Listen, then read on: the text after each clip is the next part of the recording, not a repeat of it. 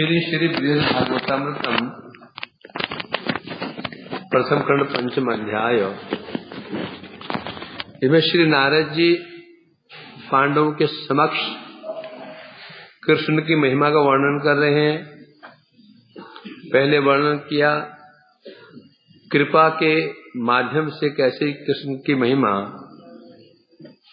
उसके पश्चात दंड है क्या, दंड निग्रह, दंड के माध्यम से क्या उनकी महिमा प्रकाशित कर रहे हैं। और दोनों अवस्था में कृष्ण की महिमा ही प्रकाशित हो रही है। फिर दंड में का 3 विषय बताए गए।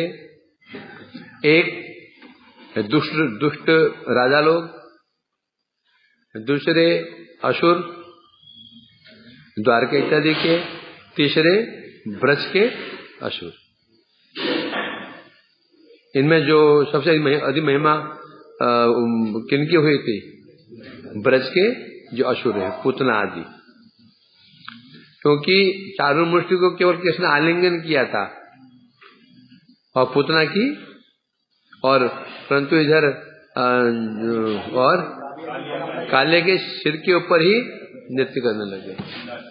पूतना ही गोदी में चले गए, गोदी में खेले।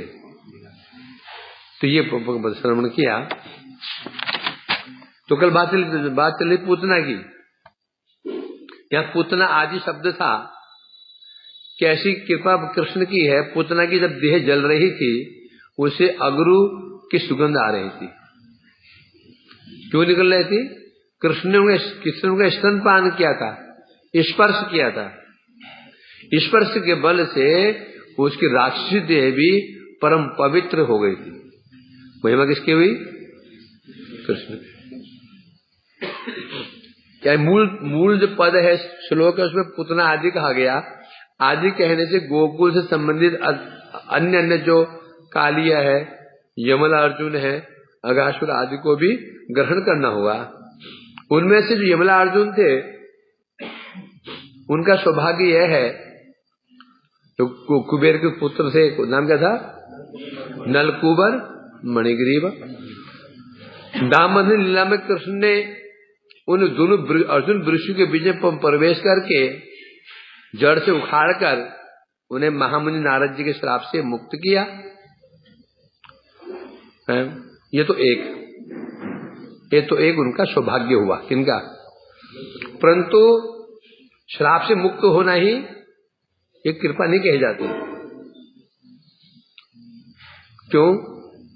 श्राप से मुक्त हो गए तो क्या, तो उन्हें मिला क्या?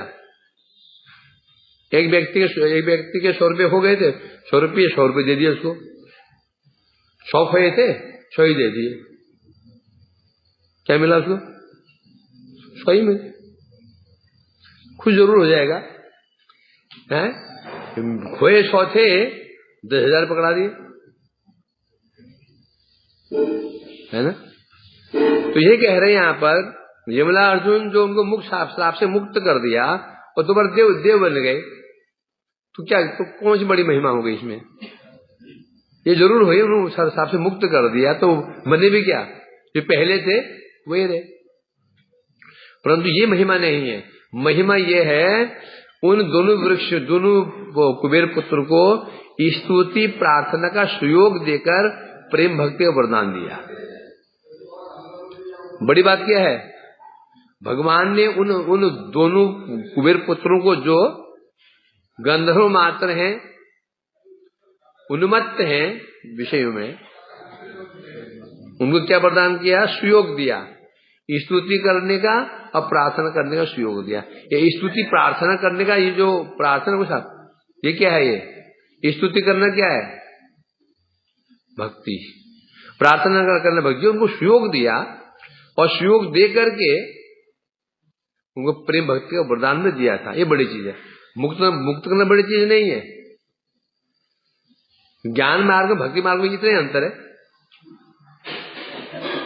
ज्ञानी भी संसार से मुक्त होना चाहते हैं, आत्यंतिक दुख निवृत्ति मुक्ति, और भक्ति भी संसार से मुक्त होना चाहते हैं। यानी कि भक्त मुक्त नहीं होना चाहते हैं, दोनों संसार से मुक्त होना चाहते हैं। परंतु हित्वा अन्यथा रूपम स्वरूपेण व्यवस्थिति। दोनों ही ज्ञानी लोग भी जो अन्यथा रूप है त्यागना चाहते हैं, भक्त भी अन्यथा रूप मतलब ये जो भौतिक देह है, जो कर्मों से मिली देह है, त्यागना चाहते हैं। ज्ञानी भी त्यागना चाहता है। हित्वा अन्यथा रूपम, ये भक्त भी त्यागना चाहता है। अंतर क्या है? आगे स्वरूपेण व्यवस्थिति। भक्त इस भौतिक देह को, कर्म से प्राप्त देह को त्याग करके अपने स्वरूप में स्थित होने की इच्छा रखता है, और ज्ञानी लोग केवल इस अन्यथा रूप को से मुक्त होना चाहते हैं। बस इतने अंतर है। तो यहाँ पर कुबेर के पुत्रों को भगवान ने मुक्त किया, ये बड़ी बात नहीं है। बड़ी बात है मुक्त किया, साथ में उनको सुयोग प्रदान किया, स्तुति प्रार्थना करने का सुयोग प्रदान किया, और उसको स्तुति और प्रार्थना का सुयोग दे करके प्रेम भक्ति का वरदान दिया था। ये बड़ी बात है। उनको प्रेम भक्ति प्रदान की, ये बड़ी बात है। ये महिमा कृष्ण की। अघासुर का सौभाग्य क्या है? अघासुर का सौभाग्य यह है कि वो अघासुर का जो आकृति थी, विशाल अजगर की आकृति थी। वो अजगर के रूप में आया था, विशाल अजगर था। जब उसको मुंह फाड़ा हुआ था तो लगा कि कोई गुफा है। सगा लोग कहने लगे, कृष्ण ये तो गुफा भी नहीं थी, क्योंकि विशाल गुफा है। उन्हें जीभ को नीचे जमीन पर फैला रखा था। कोई बोला जीभ देखो तो मानो गलीचे बिछा हुआ है। क्या? वो चढ़ गए और गुदगुदा, उनको गलीचे कैसे होते हैं? गुदगुदे। लगता है ये कोई ऐसा लगता है कि कोई वन देवता ने ये व्यवस्था कर रखी है हमारे लिए। वो जीव कूद रहे उसके, और जो उसके जो दांत देखे, क्या बोल रहे हैं, लगता है ये कोई कंदराएं हैं, पहाड़ियां हैं। कहा याद लिखा नहीं था, वर्णन आया इसमें। तो वो मानने बैठे गुफा है, घुस गए मुख में उसके। तो कृष्ण और उनके सखा सभी उसके मुख में घुस गए थे, विशाल शरीर में घुस गए थे, प्रवेश किया था, और अपने सखाओं के साथ वहां अद्भुत लीलाएं की थी। उसके मुख में घुस करके लीलाएं की थी, और इस बहाने कृष्ण ने अघासुर को उसका वध करके उसको तामसी देह से छुड़वा करके, अभिशप्त देह से छुड़वा करके कैसे उसको मुक्ति प्रदान की। कैसे मुक्ति प्रदान की? विश्व को चमत्कृत करने वाले ऐसे मुक्ति प्रदान की जो विश्व भी चमत्कृत हो गया। विश्व नहीं, विश्व को बनाने वाला कौन? ब्रह्मा भी चमत्कृत हो गया था। तो मन में आया ना। पहले कृष्ण ने ब्रह्मा ने देखा, अघासुर का वध हुआ, आत्मा निकली, कृष्ण में लीन हो गई। अगले क्षण देखा कि दोनों सब वो गंगा जमुना तट पर बैठ करके भोजन कर रहे हैं, और आपस में जूठे खाने खिला रहे हैं। तब विस्मय होंगे। जब अघासुर की आत्मा कृष्ण के चरणों में समा गई, तब उनकी इच्छा हुई वो खास में कुछ और ऐश्वर्य प्रभु का देख पाता। तो ब्रह्म चमत्कृत हो गए। ऐसी मुक्ति प्राप्त हुई अघासुर को। उसे कोई मुक्ति प्राप्त हुई थी? शालोक्य प्राप्त हुई थी उस अघासुर को। ये बता रहे हैं यहाँ पर।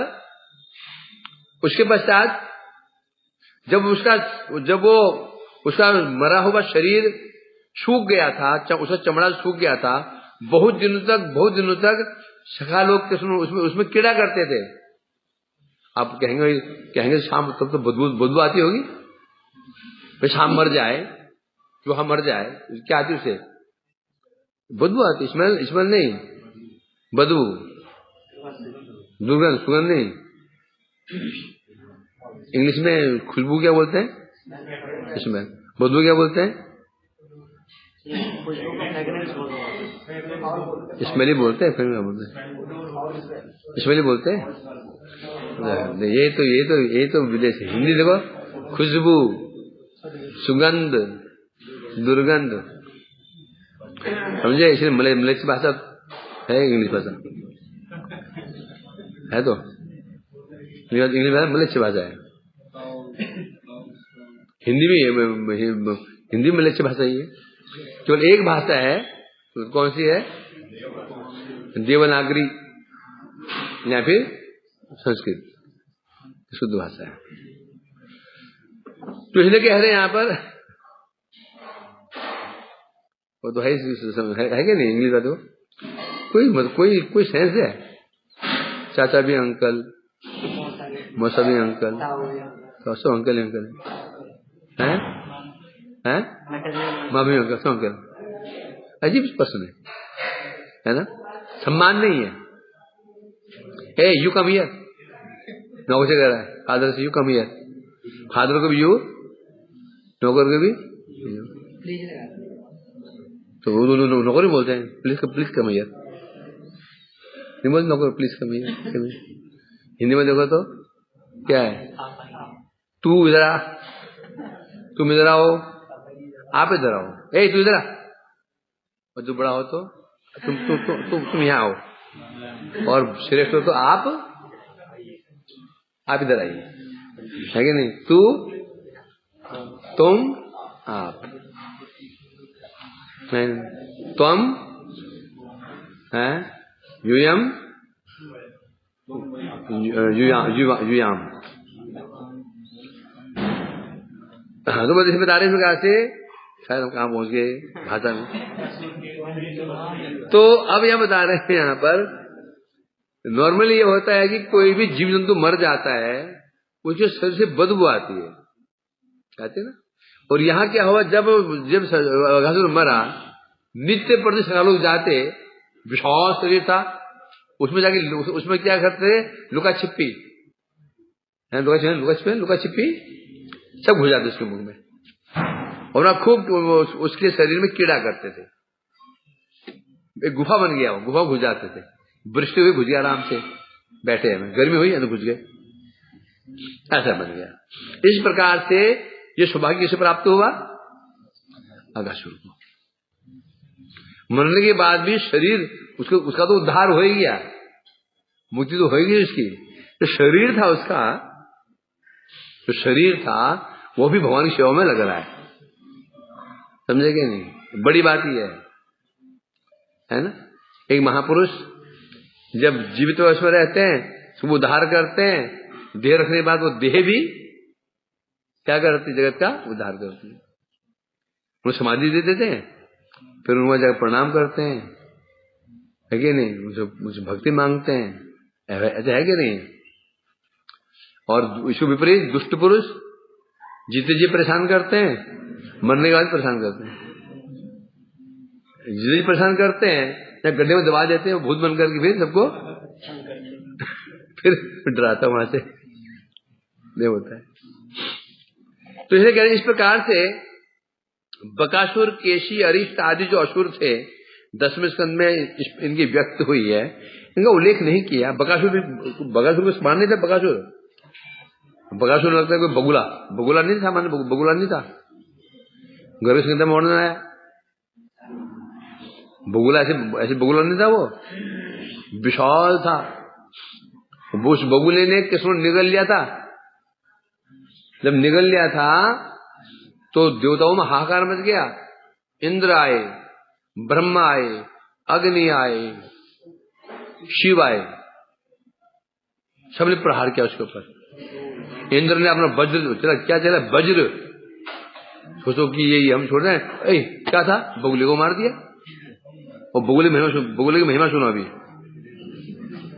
इंद्र ने जिस वज्र के द्वारा वितरासुर का वध कर दिया, वितर सामान्य नहीं था।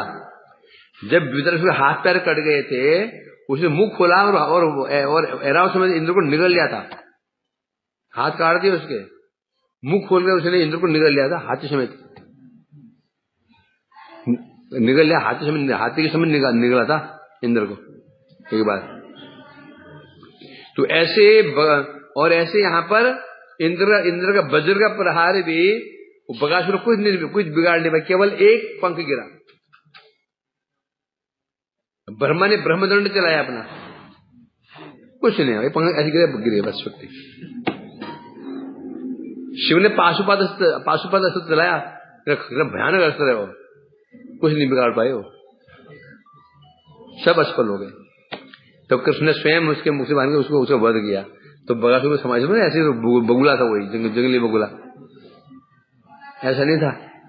केशी दैत्य, केशी का वर्णन मिलता है घोड़ा, जब अपने केशु घोड़े के केश होते हैं ना, जब केशु को ना फटकार, घोड़ा कहते केशु को ऐसे हिला फटकारता है, फटकारना कहता है, उसकी हवा से स्वर्ग में भूचाल आता था।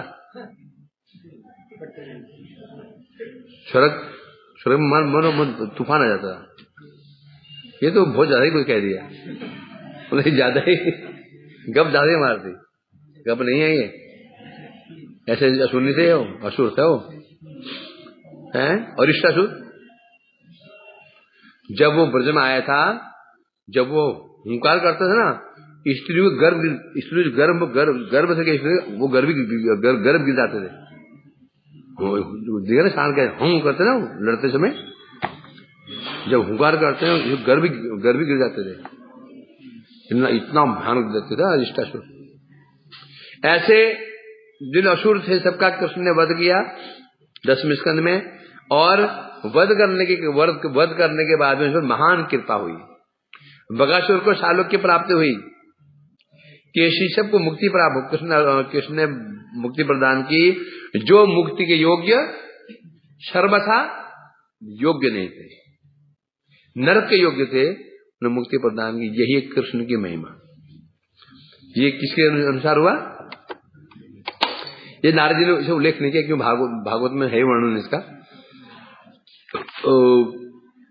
उसी प्रकार से अब आया रासलीला, अर्थात जहां कृष्ण ने निगेटिव कुछ रोल किया उसका फल दिखा रहे हैं। अब गोपियों के साथ कुछ निगेटिव काम किया कृष्ण ने, क्या नहीं था। रास के समय जब कृष्ण गोपियों को त्याग करके चले गए थे, ये दोष दिखते हैं ना, परंतु ये दोष भी महागुण में परिणत हो गया। कोई दोष देख, कृष्ण दोष देख, गोपियों को त्याग दिया है, चक्के फिर बुलाया उनको रास करने के लिए रात में, कितना कष्ट करके बेचारी आई, पतिसुत अन्वय भ्रातृ मानवान छोड़ के वहां पहुंची और छोड़ के जंगल में भागे। जो उनको ये दोष हुआ, त्याग रूप दोष हुआ ना, ये दोष हुआ। ये दोष भी महागुण में परिणत हो, कैसे परिणत हो गया? कैसे हो गया? गोपियों के प्रेम की वृद्धि और हो गई। कृष्ण वन में क्यों चले गए थे? कारण क्या था? कारण ये था, कृष्ण ने देखा कि मैं भी इसमें दाक्षिण्य भाव में हूं, गोपी भी दाक्षिण्य भाव में। दाक्षिण्य मतलब कि दोनों की ओर से हाँ है, मेरी ओर से भी हाँ है, वहां की ओर से हाँ है, अनुमत दोनों ही अनुकूल हैं। तो रस कैसे बनेगा? रस नहीं बनेगा। तो यहाँ क्या होना चाहिए?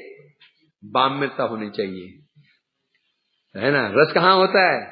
जो चीज हमें सहज मिल जाती है ना, उसकी महिमा अनुभव नहीं हो पाता है। जो वस्तु मिलती बड़ी कष्ट से मिलती है, दुर्लभता,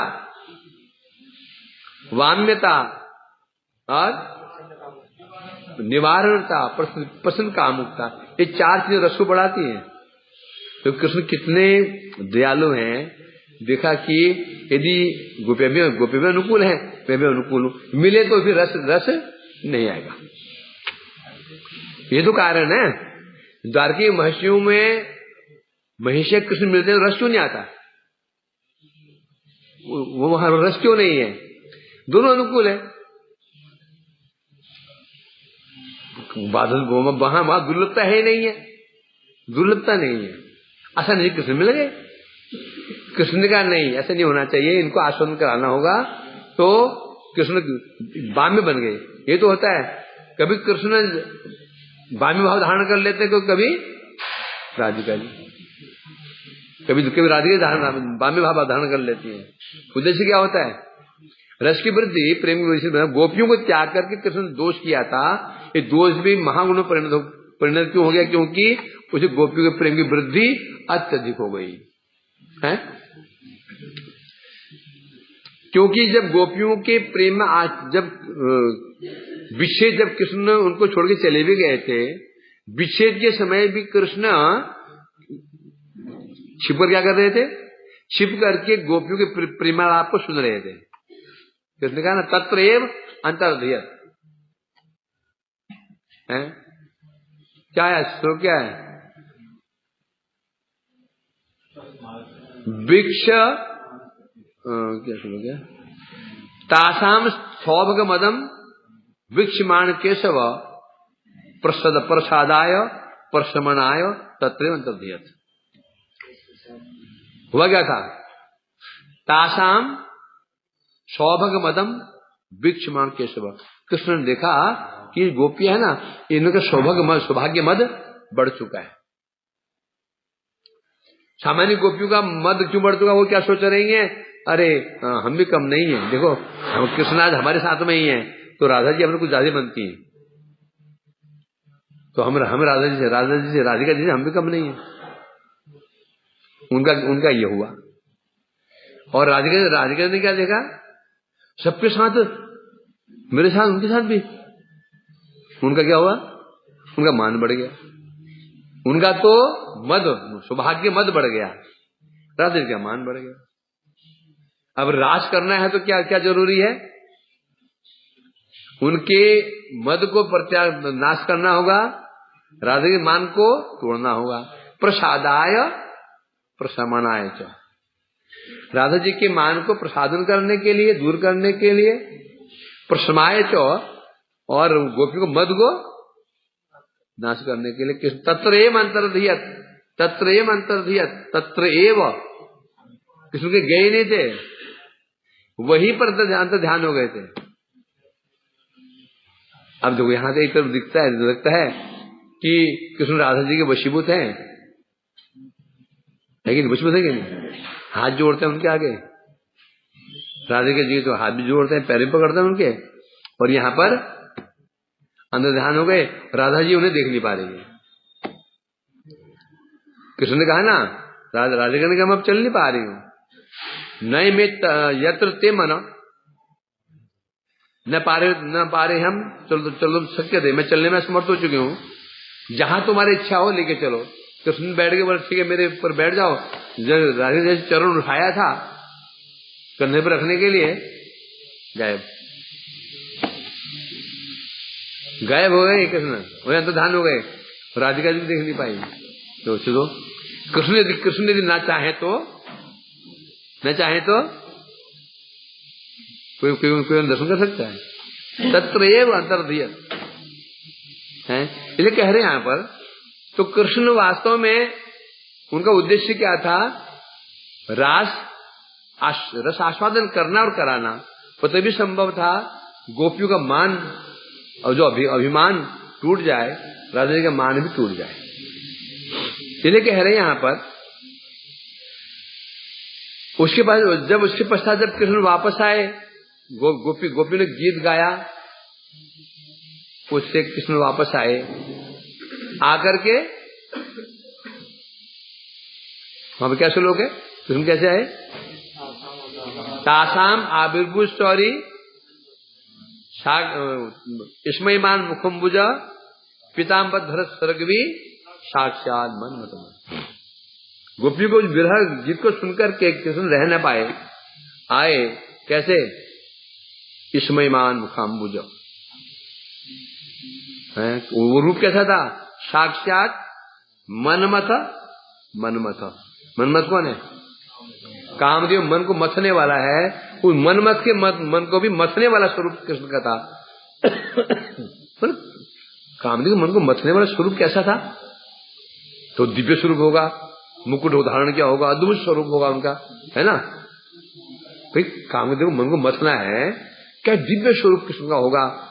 सोने चांदी अलंकार पहने होंगे, जवाहरात, हीरे जवाहरात, ऐसे हुआ नहीं होगा?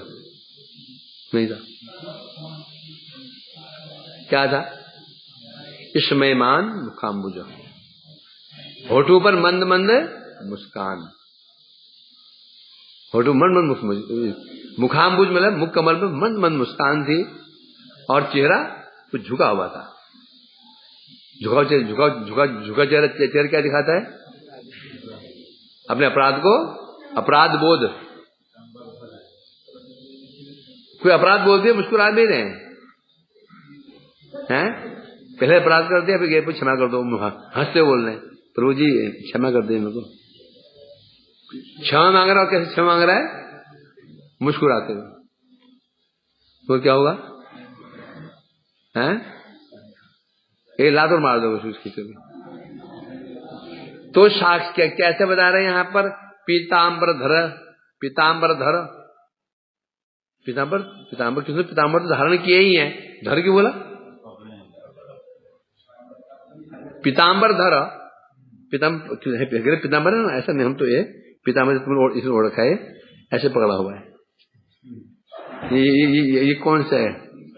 गलबस गीतांजलि।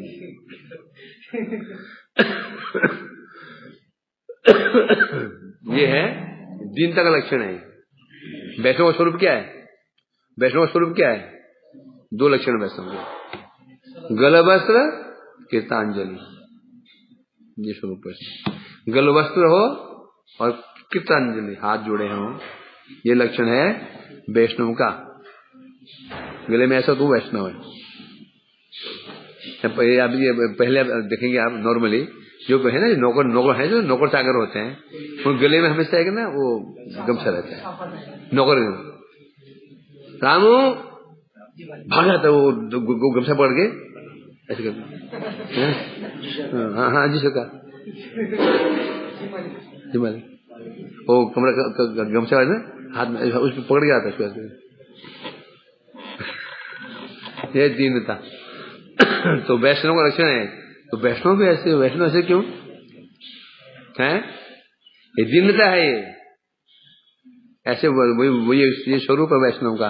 गले में दुपट्टा ही नहीं है, चले वैष्णव पास में, ये कोई विधि नहीं है। तो ये कह रहे हैं कृष्ण आए, पीताम्बर धर, पीताम्बर को धारण कर रखा है, पकड़ा हुआ है, कुछ नजर झुकी हुई है, हटो मन मन मुस्कान है, बहुत धीरे धीरे चल रहे हैं। अभी जो आंख उठाकर देखे ना गोपियों को, क्या इनकी स्थिति क्या है, क्या भाव नहीं चेहरे पे, वो स्वरूप देखकर कामदेव का मन भी मुग्ध हो जाता है। तो इसे बता रहे हैं यहां पर, कृष्ण ने देखा गोपियां उनको अकृतज्ञ गुरुद्रोही मानकर आपस में क्या कर रही हैं? उनका उपहास कर रही हैं। जैसे उपहास कर रही हैं आपस में, नेत्रों संचालन के द्वारा होता है कि मजाक उड़ाते हैं। एक व्यक्ति को बेचारा हमने आपस में दो मित्र में करते ना करके उसे मजाक उड़ा रहे हैं। कैसे? नेत्र आपस में नेत्र संचालन कर उसको मजाक उड़ाती चलेगा। तो गोपी आपस में देख रही हैं, नेत्र संचालन कर रही हैं, इशारेबाजी करते हुए मानो कृष्ण का उपहास कर रही हैं। मन कहना चाहती है कृष्ण क्या है? अकृतज्ञ है। इनके लिए हमने पति सुत अन्वय बंधु बांधव शुद्धस्तज्य जो गृह त्याग है त्याग दिया, आर्य पथ को परित्याग कर दिया, और इतने अकृतज्ञ हमें जंगल में रात्रि में छोड़ करके भाग गए। अकृतज्ञ और गुरुद्रोही, गुरुद्रोही मान करके आपस में मानो उपहास कर रही है। और गोपियों के भ्रम को दूर करने के लिए उसमें भगवान ने कृष्ण का भगवान का जो भाव था उसे व्यक्त कर रहे हैं। कृष्ण ने कहा हे सखी हो, मैं अकृतज्ञ नहीं हूं, गुरुद्रोही नहीं हूं, बल्कि मैं आत्माराम और पूर्ण काम होने पर भी तुम्हारे प्रेम के वशीभूत होकर के रमण करता हूं।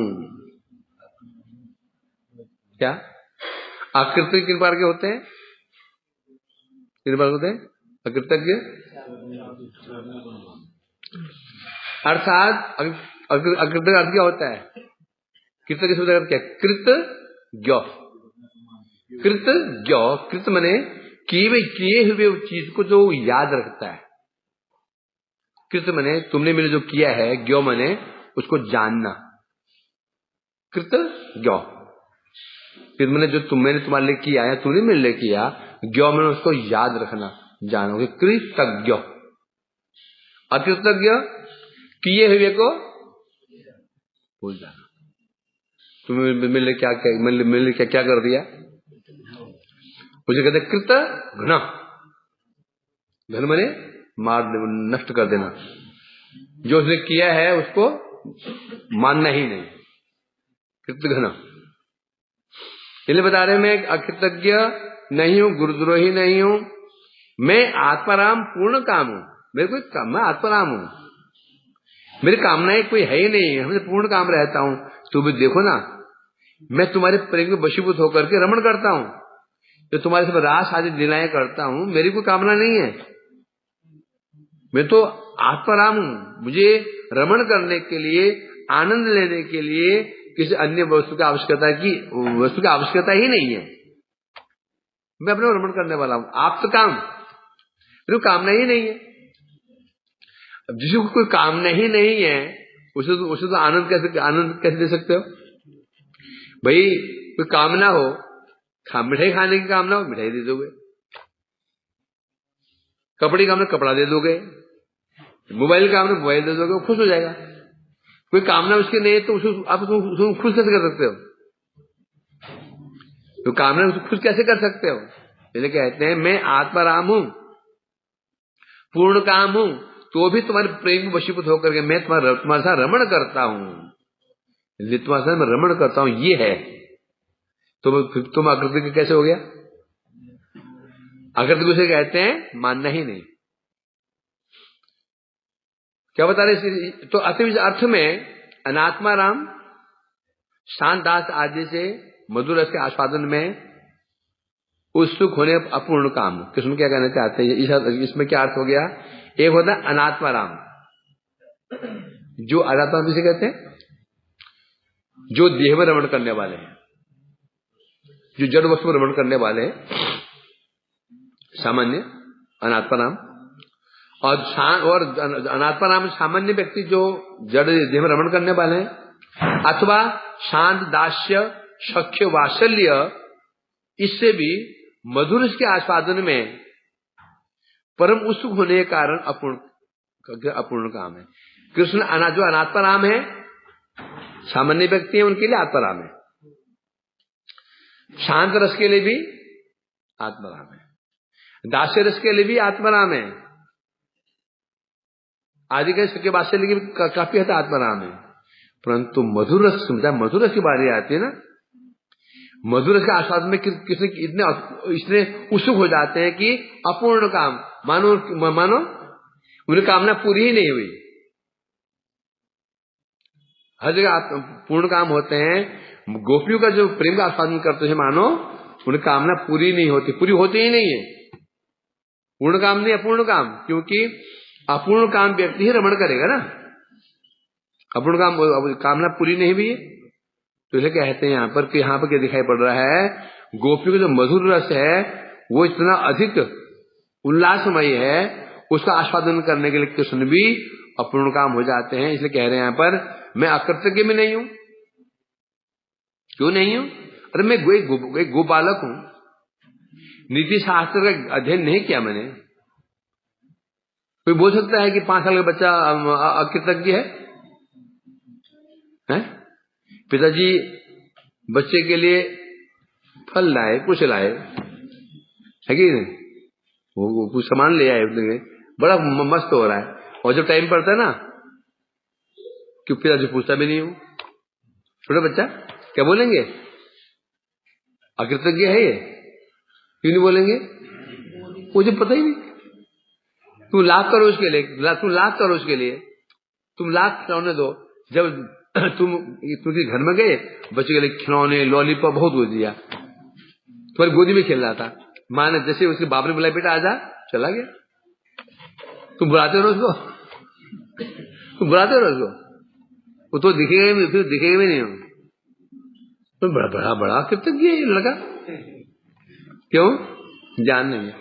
कृष्ण कह रहे हैं मैं तो गोपालक हूं, गोप का बालक हूं, मैंने नीति शास्त्र पढ़े नहीं, वेद शास्त्र पढ़े नहीं, तो नीतियां क्या होती है मुझे पता नहीं है ना। न करने पर भी नारायण होने का मैं सर्वज्ञ कृतज्ञ भी तो हूं। एक तरह मैं गोपालक होने पर भी मैं क्या हूं? नारायण होने के कारण सर्वज्ञ भी हूं। कौन क्या समझ रहा है, किसी क्या इच्छा मैं जानता हूं, और फिर कृतज्ञ भी हूं। ये ब्रजवासियों, तुम मुझे प्रेम करते हो कि मैं तुम्हारी सेवा नहीं करता? गोपी मैं क्या तुम्हारे प्रति कृतज्ञ नहीं हूं? तुम्हें हाथ जोड़ लेता हूं, बंधन भी कर लेता हूं, तुम्हारी इच्छा भी पूरी करता हूं। इसलिए कह रहे हैं यहां पर, अतः मैं गुरुद्रोही नहीं हूं। इस संबंध में अधिक क्या कहा जाए, क्योंकि तुम्हारे सविलास कटाक्ष द्वारा आहत होकर ही मैं अदृश्य हुआ था। कृष्ण कह रहे हैं गोपियों ने कहा तो अदृश्य क्यों हो जाओ? वो बता रहे हैं आपके विलास कटाक्ष थे ना, उससे मैं आहत हो गया था, है? और वह भी केवल वशीभूत, मैं और वास्तव में अदृश्य क्यों हुआ था? तुम्हें वशीभूत करके किसी एक अनिर्वचनीय स्वप्रेम को दान करने के उद्देश्य से। मैं देखा कि तुम्हारे अंदर क्या भाव है? बाम्य भाव है। तुम मेरे सविलास कटाक्ष कर रही हो, तो मैं सोचा नहीं इनकी पिपासा को और बढ़ाना चाहिए, तो मैं छिप गया था। और छिप कर मैंने क्या कर दिया, तुम्हें अपने वशीभूत करके तुम्हें अनिर्वचनीय स्वप्रेम दान करने के लिए मैं अदृश्य हो गया। तो उद्देश्य क्या? तुम्हारे प्रेम को और बढ़ा करके तुम्हें प्रेम दान करने के लिए। उनका तो वो प्रेम कैसा था तो बता रहा हूं सुनो। तब कृष्ण कह रहे हैं जो मेरा भजन करते हैं मैं उनका भजन नहीं करता हूं। जो मेरा भजन करता है उनका भजन नहीं करता हूं। क्यों नहीं करता हूं? क्योंकि ऐसा करने से वो निरंतर मेरी वैसी ही चिंता करेंगे। हैं? क्या बता रहे? जो मेरा भजन करता है मैं उसका भजन नहीं करता हूं। क्यों नहीं करता हूं? ऐसा करने से वो मेरा चिंतन करता रहेगा।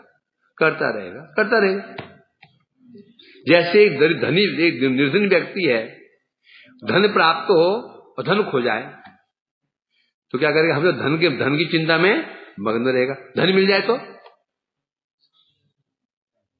उसकी कुछ पैसा खो गया था, यहां ऊपर नीचे खो रहा था, मिल गया शांत हो बैठ जाएगा। तो जो मेरा भजन करता है भजन करूं उनका, तो फिर वो शांत हो जाएंगे, फिर मेरा स्मरण करेंगे ही नहीं, वो मेरा चिंतन ही नहीं करेंगे। इसलिए मैं उनका भजन नहीं करता हूं। क्यों नहीं करता हूं? जिससे मेरी खोज करते रहें, मेरे डूब जाएं, मेरे मन चिंतन करें, आविष्ट हो जाएं, इसलिए नहीं करता हूं मैं भजन। आप बताओ, इसको समझना आसान चीज को है ना? विचित्र सी बात, और बिल्कुल लॉजिक देखो। इसलिए जितने भी वैष्णव टिकाएं हैं ना, वो वास्तव में क्या है? लॉजिकल फिट है। इसमें कोई भी कहीं पे भी समझने में कोई कठिनाई नहीं आती है ना। ये दरिद्र व्यक्ति को धन खो जाए तो पागल रात में सोता है तो धनी दिखता है उसको, है ना? सोई नहीं, रात भर कर्म बदल रहा है, हाय धन सबने, और धन मिल गया आराम से चित्त सोता है, निश्चिंतता आ जाती है।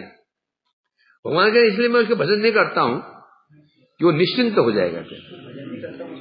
मतलब कि उसको दर्शन नहीं देता हूं, जल्दी दर्शन नहीं देता हूं उसको, वो प्रेम नहीं, जल्दी प्रेम देता नहीं, जल्दी नहीं देता मैं उसको, जिसे कि वो क्या करेगा? दर्शन नहीं देता हूं उसको, जिसे वो तरसता रहेगा और उसे और मेरा स्मरण करता रहेगा और बढ़ेगा उसके अंदर। और बाद में दर्शन दूंगा तो फिर क्या होगा उसको? क्या होगा उसको? और आनंद होगा। समझे क्या नहीं? बताए ना तुम घर में गए अतिथि बन करके, प्यास लगी हुई, जेठ का महीना था, तुझे पानी पीने की इच्छा हुई, पहले आपको चरण धुआए, अंदर लगे, आरती उतारी, मैं प्रभु कुछ कृपा, कुछ आशीर्वचन दीजिए, कुछ समझेगा नहीं। आधा घंटा और कुछ नहीं है, क्वेश्चन पूछने लगे, बेचारे मुंह पर पपड़ियां पड़ी उसी में, है ना, समझ गए। तो परंतु उसका उद्देश्य क्या था, प्रभु को ऐसा परस पानी पिलाएंगे जीवन में याद रखेंगे पानी के टेस्ट को। घर में आरओ मशीन नहीं थी, आरओ मशीन थी नहीं, हैंडपंप पानी पिलाना था उसको, क्या पिया तो ऐसे पानी आते जीवन ने पिया। तो इसलिए कह रहे हैं यहाँ पर, हाँ, तो इसलिए कह रहे हैं यहाँ पर, इसलिए मैं तुम्हारे नेत्रों से ओझल होने पर भी तुमसे दूर नहीं रहता। जब तुम्हें मैं दूर चला जाता हूं, केवल ओझल किसे कहते हैं, दिखाई नहीं पड़ना, वही आसपास से होता है, उसे ओझल कहते हैं। और मैं गोपियों ने कहा तो आप ही अदृश्य क्यों हो जाते हैं? कृष्ण कह रहे हैं यदि मैंने कारण पहले बता दिया, क्या कारण बताया, तुम्हारे प्रेम को बढ़ाने के लिए मैं अदृश्य हो जाता हूं, फिर भी श्रवण करो, ये बुलाओ कह रहे हैं यहाँ पर, है क्या है, क्या श्लोक है, वेद धर्म मदोर्जित लोक वेदा, मदोर्जित लोक वेदा स्वानाम हो मई अबला मया प्रोक्ष भस्तांत रोहितम माश्वेतम मारहत तत्प्रिय। कृष्ण कह रहे हैं क्या कहा था मैं, शुरू में क्या बोल रहा, अरे शुरू में क्या कहा था, हेलो नहीं बच्चे सुनो, पहले क्या था,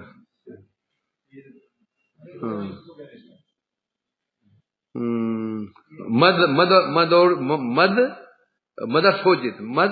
अर्थोर्जित मेरे लिए, स्वानाम ही वो देवा, वो वेद धर्मा, कह रहे हैं तुमने मेरे लिए लौकिक धर्म वेद धर्म प्रत्याग कर दिया।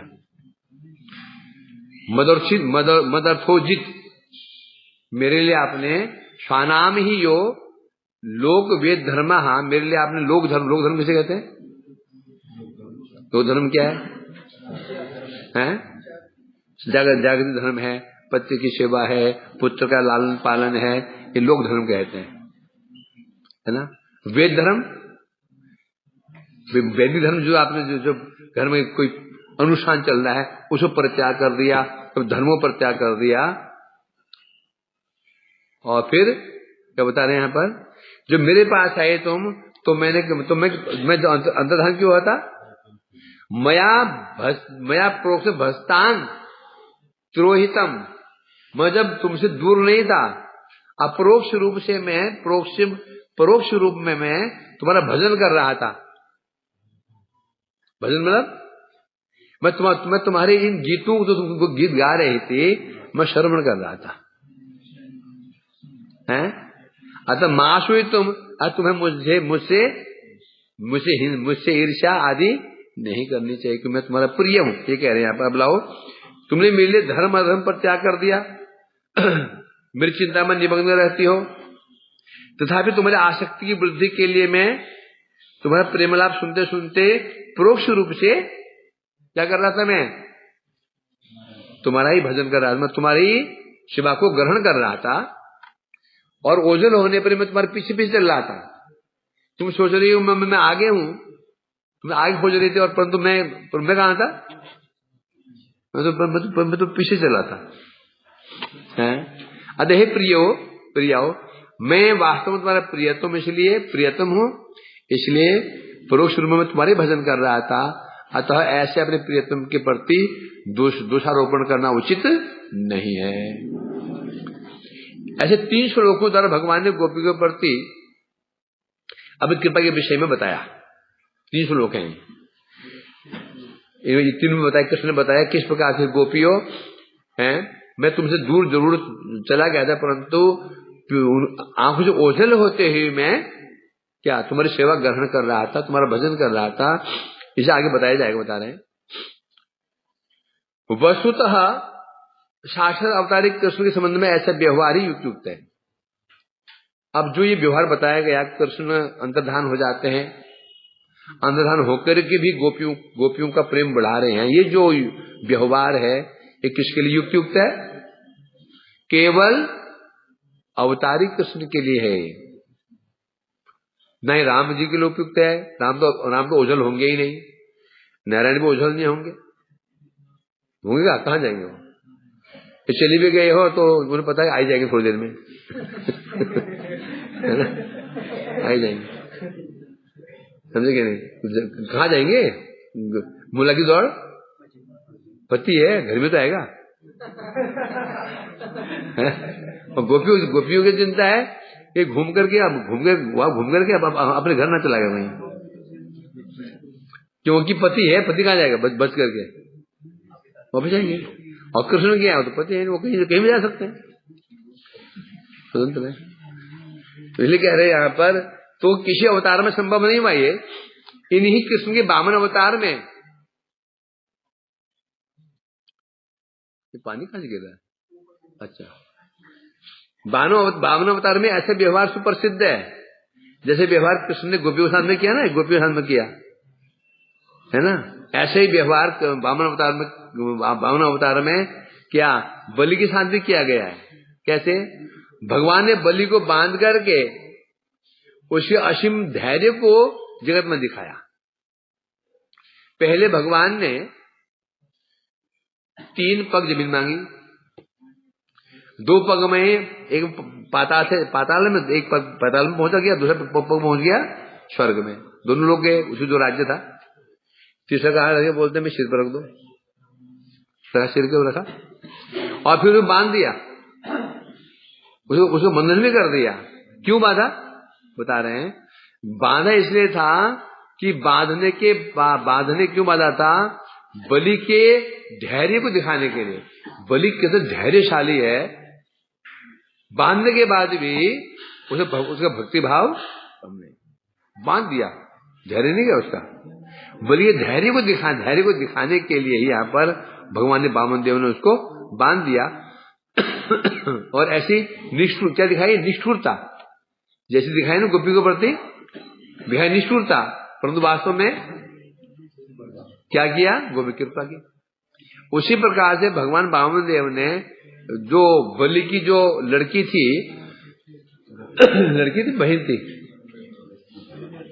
लड़की थी रत्न ने मारा, लड़की थी ना, पुत्री थी,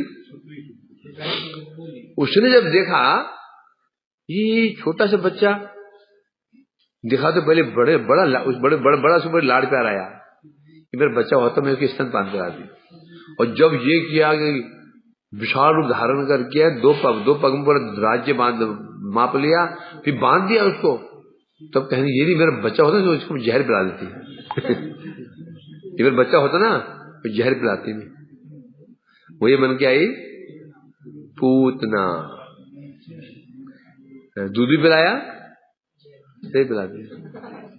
तो उसमें भगवान किसी की इच्छा अधूरी रखते नहीं है। भूल के भी कोई ऐसे इच्छा मत कर लेना, कोई इच्छा पूरी कर, वो इच्छा पूरी अवश्य हो जाएगी।